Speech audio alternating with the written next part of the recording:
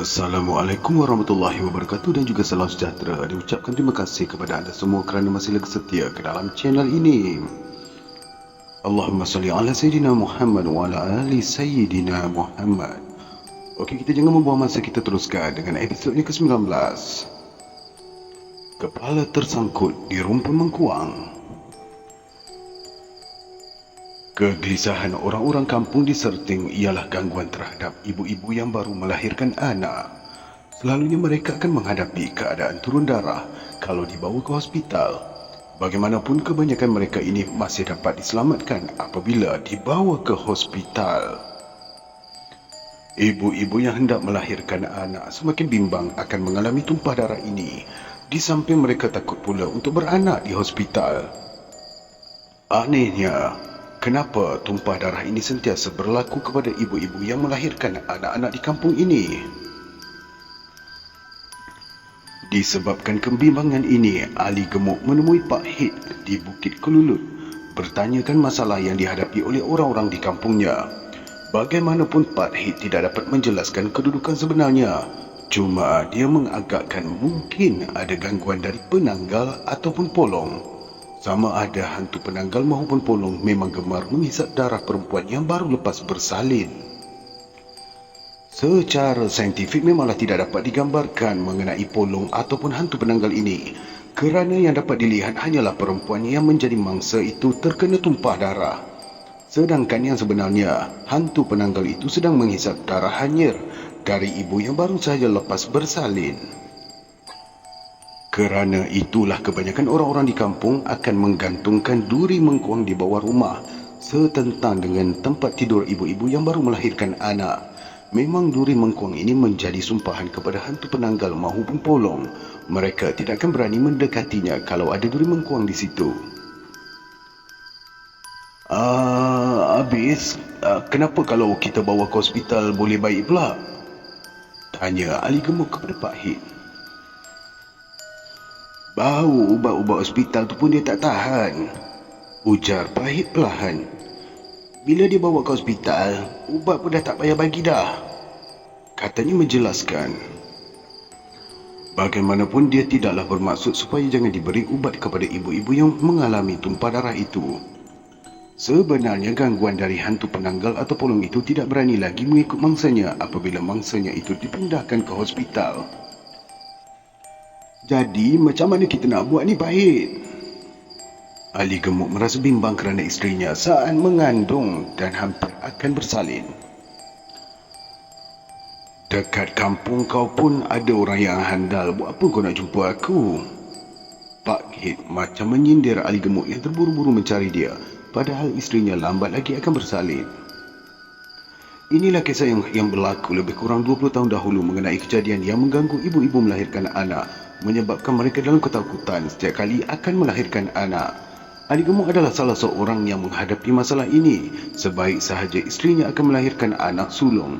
Malah mengikut pendapat orang tua-tua perempuan yang mengandung anak sulung inilah yang menjadi idaman hantu penanggal itu. Nenek saya pernah memberitahu bahawa hantu penanggal ini adalah manusia biasa yang tersalah menuntut ilmu semangat padi. Tujuannya adalah untuk membolehkan padinya berbuah dengan banyak, walaupun sawah yang dikerjakan tidak seberapa.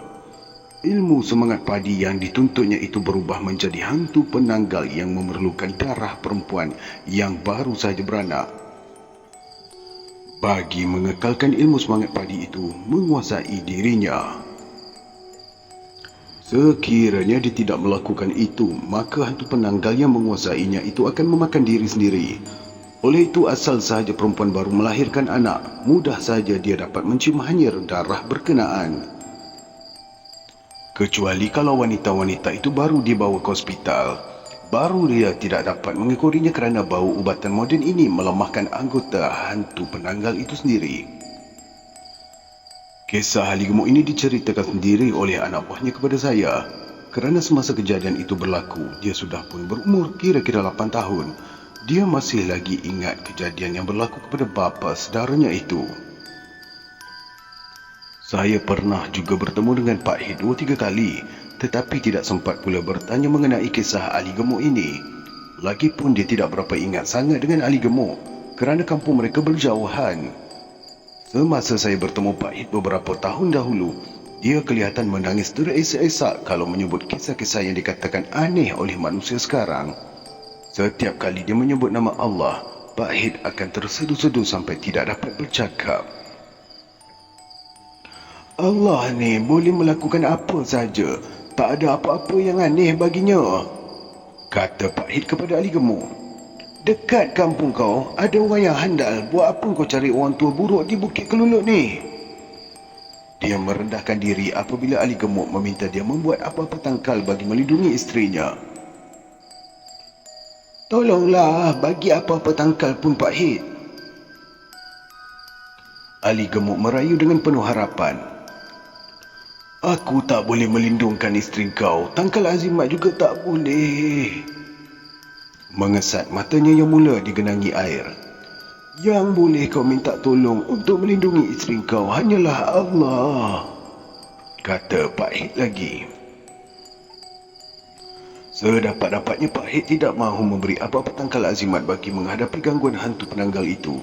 Dia hanya menyuruh Ali Gemuk melakukan sembahyang tahajud di tengah malam hari, di samping memohon kepada Allah supaya dijauhkan sebarang bencana dari menimpa isterinya. Bagaimanapun dia memberikan doa kepada Ali Gemuk supaya diamalkan selepas sembahyang tahajud itu. Hampalah Ali Gemuk hendak mendapatkan tangkal dan azimat daripada Pak Hit, kerana orang tua itu enggan memberikannya. Dari anak buahnya Johar yang menceritakan kisah ini semula kepada saya. Memang Ali Gemuk melakukan seperti yang disuruh oleh Pak Hit, tetapi Ali Gemuk memang tahu mengenai diri Pak Hit yang warak orangnya itu. Kebanyakan orang yang menganggap Pak Hit sebagai orang tidak siuman sahaja kerana pakaiannya yang robak-rabit dan bertampal-tampal, di samping suka merungut-rungut sendirian. Sebab itulah Ali Gemuk sanggup mengayuh basikal sampai 7-8 batu dari Sereting ke Bukit Kelulut semata-mata mencari Pak Hit. Memang Pak Hit ni nampaknya macam orang yang tak siuman sahaja, ujar Johar bila mengingatkan semula sikap Pak Hit. Kadang-kala dia datang minum kopi di Batu Kikir hanya beberapa minit sahaja dia duduk, lantas bangun mahu ke Segamat pula.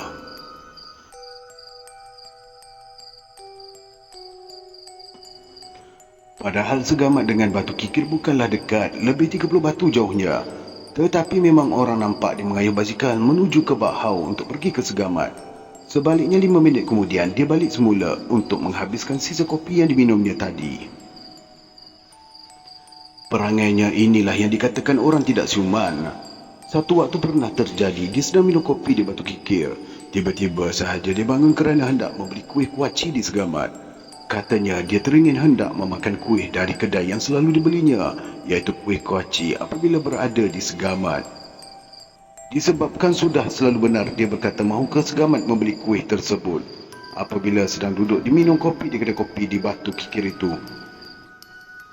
Orang di situ akan cam betul-betul waktu dia bangun mencapai basikal untuk ke Segamat itu kira-kira pukul 11 pagi. Kira-kira pukul 11.05 dia balik semula ke kedai itu membawa 2 butir kuih kuaci yang dikatanya dibeli di Segamat. Orang yang disuruh menunggu di kedai kuih di Segamat yang dikatakan itu telah pun balik dalam kira-kira pukul 3 petang hari itu memberitahu. Memang Pak Hit ada datang ke kedai berkenaan membeli kuih kuaci pada pukul 11 pagi hari tersebut. Sejak hari itu barulah orang tidak berani lagi menuduh dia tidak siuman. Memang terkejut besar orang yang menunggu di kedai di Segamat, kerana selama ini dia merasakan Pak Hit hanya bergurau sahaja mahu ke Segamat membeli kuih. Tetapi apabila balik, dia hanya membawa 2 butir saja kuih kuaci. Kalau mahu dikira dari segi logik, adalah terlalu bodoh untuk mengayuh basikal lebih 30 batu semata-mata untuk membeli 2 butir kuih kuaci yang harganya cuma 20 sen. Lagipun, tidak sampai 5 minit pun masa perjalanannya dengan mengayuh basikal tetapi menuju ke suatu tempat yang dikira pergi dan balik lebih 60 batu. Sebab itulah orang menganggap dia tidak siuman. Tetapi setelah dapat dibuktikan bahawa kata-kata Pak Hit itu benar, barulah orang berfikir, pada zahirnya Pak Hit seperti orang yang tidak siuman. Tetapi apa rahsia di sebalik kelakuannya seperti orang tidak siuman itu, hanya Allah sahaja yang tahu. Dari apa yang saya alami mengenai kelakuan Pak Hit ni lah kan, memang saya setuju dengan Ustaz. Yang tak ada perkara yang mustahil kalau Allah izinkan. Keluh Johar memberitahu saya. Johar pun memang sudah lama mencari saya, kerana dia mendapat tahu saya pernah ke Bukit Kelulut mencari Pak Hit ini. Apabila bertemu dengan saya, barulah dia bercerita mengenai sikap aneh Pak Hit yang dianggap oleh orang-orang di sekitar kampungnya sebagai tidak siuman itu. Macam mana Ustaz boleh tahu tentang Pak Hit ni? Tanya Johar.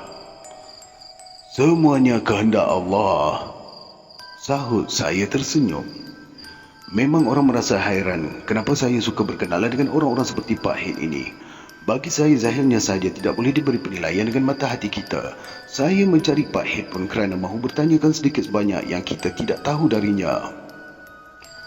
Saya tanyakan padanya sama ada dikenal Ustaz ataupun tak. Jelas Johar macam mengingatkan sesuatu. Tapi dia kata dia tak kenal.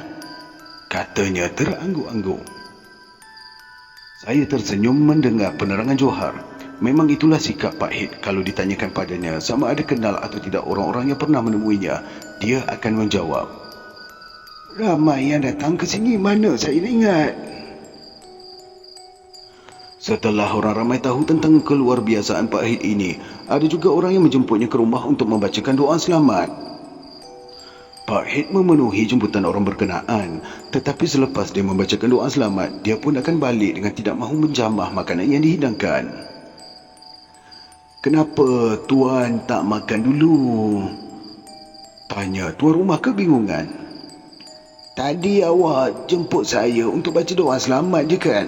Bukan untuk makan kan? Jelasnya dan terus beredar dari situ. Disebabkan orang sudah tahu bagaimana cara mengajaknya, maka apabila diajak di kenduri akan disebutkan permintaan untuk membaca doa selamat dan terus makan sekali. Barulah Pak Hit mahu makan selepas dia membacakan doa selamat. Tetapi ada juga tatkala sedang makan, tuan rumah akan mempersilakan seperti kelazimannya dibuat oleh orang-orang Melayu di kampung, iaitu, jemputlah makan tuan, lauknya tak ada, cuma itu sahaja. Tujuan tuan rumah hanya sebagai merendahkan diri sahaja, bukanlah apa-apa tujuan di sebaliknya. Setelah mendengar kata-kata tuan rumah itu, Pak Hit akan makan nasi sahaja dengan tidak mengambil sedikit pun lauk. Bubuhlah lauk tu tuan. Tuan rumah akan mempelawanya. Tadi kata tak ada lauk, sahutnya dan terus menyuap nasi dengan tidak sedikit pun menyentuh lauk. Selepas selesai kenduri, tuan rumah akan memberikannya wang RM10 sebagai budi bahasa kelaziman orang-orang di kampung memanggil orang yang membacakan doa di rumahnya. Tuan, ambillah sedekah ni, ujar tuan rumah mengulurkan wang RM10.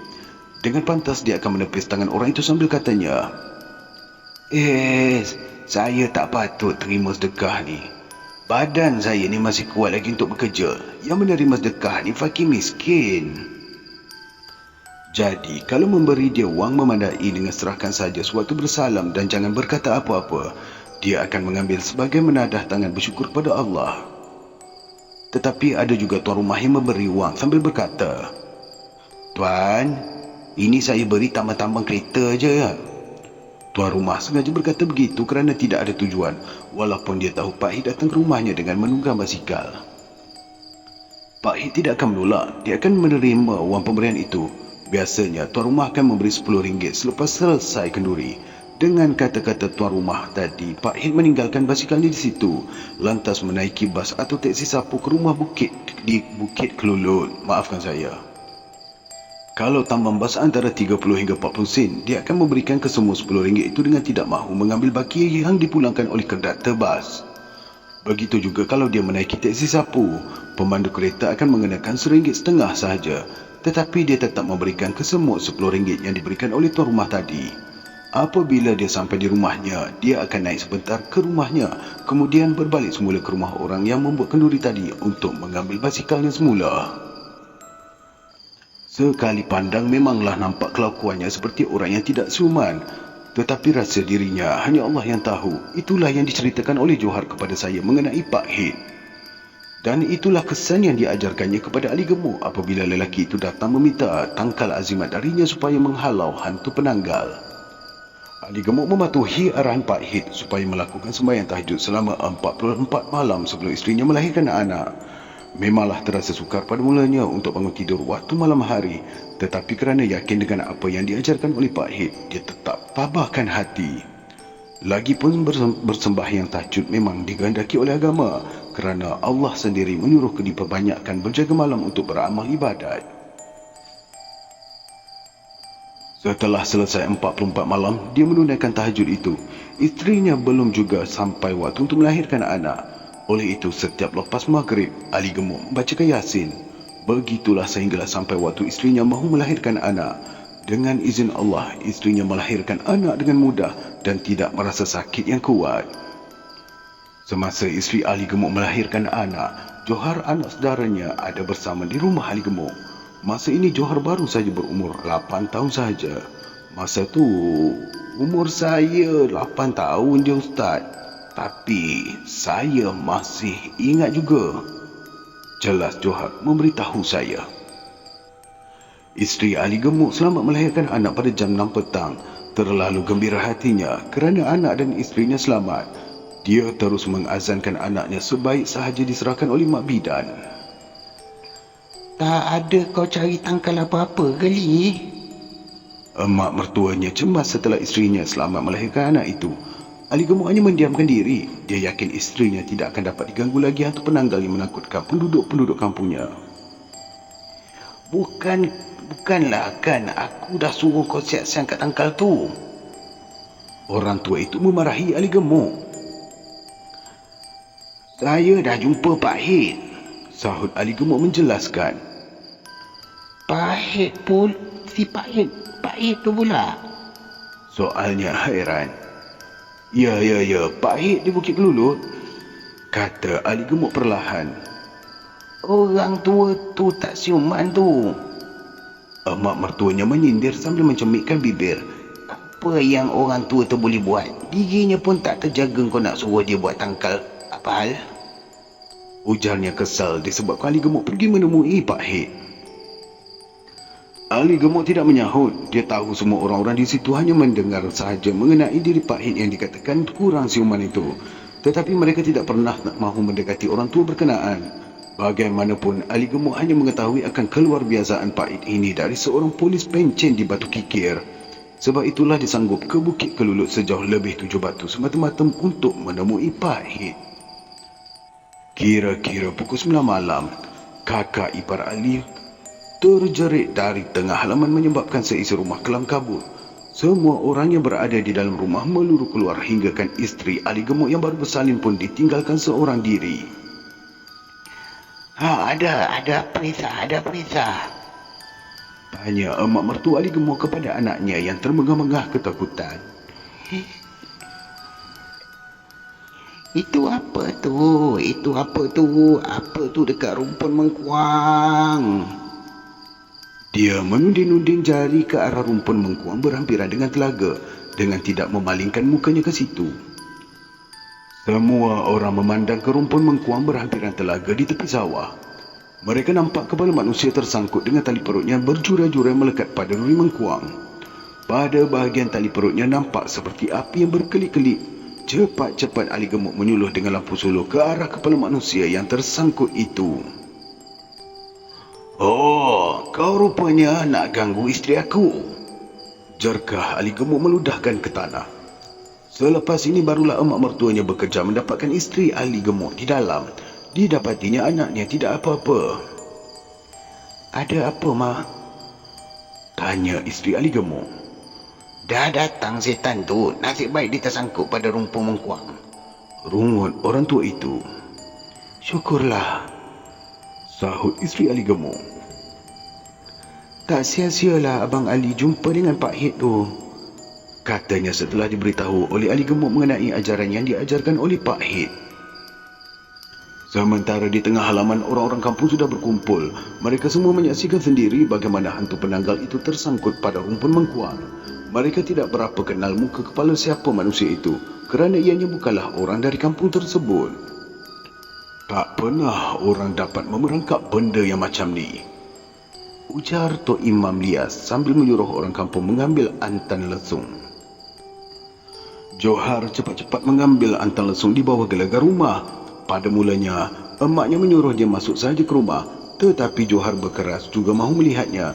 Dia tidak merasa takut untuk menyaksikan hantu penanggal yang tersangkut di rumpun mengkuang itu. Tetapi Ali Gemuk mempertahankan dia. "Anak jantan, apa salahnya nak tengok? Buat apa takut dengan setan kan?" kata Ali Gemuk bersemangat. Tok Imam Bias mengambil antal lesung dari Johar. Dia mengetuk kepala orang yang tersangkut pada rumpun mengkuang itu dengan antal lesung. Tetapi kepala itu tidak mengelak. Matanya sahaja berkelip-kelip melihat lampu suluh yang menyilau ke matanya. "Macam mana kau kurung setan ni, Li?" tanya Tok Imam Bias berpatah balik semula ke tengah halaman. "Tak ada saya kurung. Cuma saya buat apa yang disuruh oleh Pak Hid je lah," jelas Ali Gemuk. "Baiklah, tak usahlah kita bunuh dia. Kita lepaskan saja dia," Tok Imam Bias mencadangkan. "Saya ni tak tahu macam mana nak lepaskan," sahut Ali Gemuk kerana dia memang tidak tahu apa yang harus dilakukan selepas itu. "Macam tu, kita kena panggil Pak Hid ni," kata Tok Imam Bias menasihatkan. "Tak usahlah kita bunuh dia. Dia pun manusia biasa juga. Cuma dia mengamalkan ilmu sesat," ujarnya kesal. Emak mertua Ali Gemuk terdengar apa yang dicakap oleh Tok Imam Bias. Dia juga teringat akan pengakuan anaknya mengenai Pak Hid yang ditemui oleh suaminya Ali Gemuk. Terasa juga menyesal di hati orang tua itu kerana menuduh Pak Hid tidak siuman. Barulah Ali Gemuk mahu mencapai basikalnya. Pak Hid sudah pun sampai tersengih-sengih saja apabila melintasi orang ramai di tengah halaman. "Awak nak panggil saya ke Ali?" tegur Pak Hid memerhati Ali Gemuk sedang menyeret basikalnya. "Tak payahlah nak panggil-panggil lagi. Saya memang nak kemari pun," katanya lagi. Bertambah hairan emak mertua Ali Gemuk kerana macam tahu-tahu saja Pak Hid yang Ali Gemuk mahu memanggilnya. Orang-orang kampung yang selama ini menuduh Pak Hid tidak siuman pun menjadi hairan dengan kejadian yang mereka lihat itu. Hanya baru disebut namanya oleh Tok Imam Bias, dia sudah pun muncul dalam masa beberapa minit sahaja. "Macam mana Pak Hid tahu semua ni ya?" soal Ali Gemuk keheranan. "Apa pula saya tahu semuanya? Saya memang nak datang sini pun," Pak Hid menjelaskan. "Macam mana dengan isteri kau, Dam Salin?" Dia tersengih-sengih saja macam menyindir orang ramai yang keheranan dengan kehadiran dia di situ. Sudah. Ali Gemuk mengangguk. "Alhamdulillah," sahutnya tersenyum. "Tapi macam mana dengan setan tu?" Ali Gemuk menudingkan jari ke arah rumpun mengkuang. Kepala yang tersangkut di situ terlentuk sahaja tidak bergerak. Api yang berkelip-kelip pada tali perutnya yang dicuntai itu macamkan kelip-kelip yang berterbangan. "Setan dia takkan dapat melawan ilmu Allah," ujarnya menggertak bibir. "Macam ni lah Pak Hid, macam ni." Tok Imam Bias menghampiri dia. "Janganlah kita bunuh dia tu, kita lepaskan dia." Dia meminta dengan penuh tanggungjawab. "Terpulanglah pada Ali sendiri," beritahu Pak Hid tersengih-sengih. "Dia yang kurung, biar dialah sendiri yang lepaskan," katanya mengerling Ali Gemuk. "Saya ni tak tahu Pak Hid," keluh Ali Gemuk serba salah. Kemudian Pak Hid menarik tangan Ali Gemuk dan Tok Imam Bias mendekati rumpun mengkuang. Orang-orang kampung juga ikut sama mendekati rumpun mengkuang itu. Ada yang membawa lampu gaslin untuk menjuluh kepala yang tersangkut pada duri mengkuang. Kepala itu tidak bergerak. Matanya terkebel-kebel memerhati orang ramai yang menontonnya. Perutnya berjurai-jurai dengan api berwarna hingga ke kawasan rumpun itu juga boleh diterangi oleh api yang ada pada tali perutnya.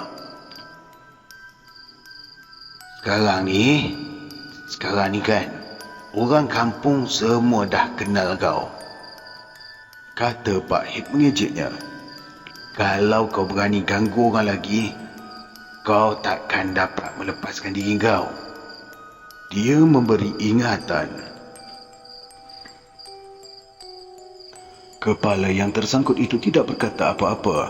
Matanya sahaja terkebil-kebil. Memang ada juga setengah dari orang tua-tua kenal kepala tersebut. Tetapi mereka tidak menyangka pula orang yang baik sepertinya sanggup mengamalkan ilmu-ilmu sesat. Memang kau ni nak buat sial kau ni. Jerkah Tok Imam Lias. Mak bapak kau tak mengajar ilmu-ilmu setan, tapi kau sengaja nak memalukan emak bapak sendiri, kata Tok Imam Lias menunjukkan kemarahannya. Kepala itu tetap tidak berkata apa-apa selain dari matanya sahaja terkebil-kebil. Mungkin dia terasa malu kerana orang-orang kampung di situ sudah mengenali dirinya.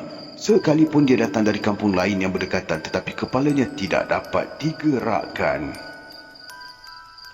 Sebaik sahaja isteri Ali Gemuk bersalin, bau hanyir darah itu sudah dapat diciumnya.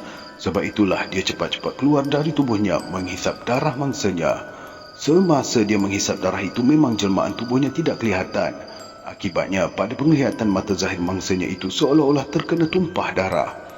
Kalau mangsanya tidak sedar akan berlakunya perbuatan dia menghisap darah, sudah tentulah mangsanya menemui ajal. Selepas menghisap darah, dia akan balik ke rumahnya dan terus masuk ke dalam tempayan yang berisi cuka bagi mengecutkan perutnya sebelum masuk semula ke dalam tubuh. Apabila dia masuk ke dalam tubuhnya adalah terbalik, iaitu mukanya ke belakang. Kemudian perlahan-lahan dia akan memusingkan semula mukanya supaya balik ke hadapan. Ketika dia menanggalkan kepalanya untuk keluar dari badan, kedudukannya ialah menelungkup. Sebab itulah kalau ada orang yang tahu sesiapa menjadi penanggal, bolehlah menyerbu ke rumahnya dan membalikkan tubuhnya supaya terlentang. Jadi apabila dia masuk semula, kepalanya akan berpusing dari atas ke bawah. Esoknya akan dapatlah dilihat orang kepalanya berpusing dengan muka ke belakang. Ketika kepalanya tanggal dari badan, memang dia tidak sedar apa-apa kerana dirinya telah dikuasai oleh polong tadi. Ali ni, dia tak nak berdendam dengan kau, Pak Hid mengingatkan. Baliklah kau, balik. Kerana kau tak akan dapat melawan ilmu-ilmu Allah, katanya mencabar penanggal tersebut. Pak Hid meminta Ali Gemuk memberikan airnya segelas. Setelah Ali Gemuk memberikan air tersebut, Pak Hid membacakan Al-Fatihah 3 kali, kemudian ikuti oleh surat Ad-Duha. Dengan izin Allah saja kau boleh balik semula mendapatkan badan kau, Pak Hid mendoakan. Dia menyibahkan air di dalam gelas itu sehingga menyinggahi kepala yang tersangkut pada duri mengkuang itu. Selepas itu barulah kelihatan kepala itu menegakkan kedudukannya. Perlahan-lahan tali perutnya dilepaskan dari cakukan duri mengkuang. Kemudian dia terbang dan hilang dalam sekelip mata. Macam itulah ceritanya, Ustaz, beritahu Johar selanjutnya. Kau kenal ke orang dia? Saya menduga. Tak tahulah, tak tahu. Saya tak kenal, ujar Johar menggurutkan dahi. Lagipun masa tu umur saya baru je 8 tahun, bukan nak cam sangat. Tapi memang bukannya orang daripada kampung saya, katanya lagi. Saya hanya mengangguk-anggukkan kepala saya menyetujui. Maafkan saya. Saya hanya mengangguk-anggukkan kepala saya bersetuju kata-kata yang ditegaskan oleh Johar itu. Selepas menghabiskan air kopi yang dihidangkan, saya pun beredar meninggalkan Johar.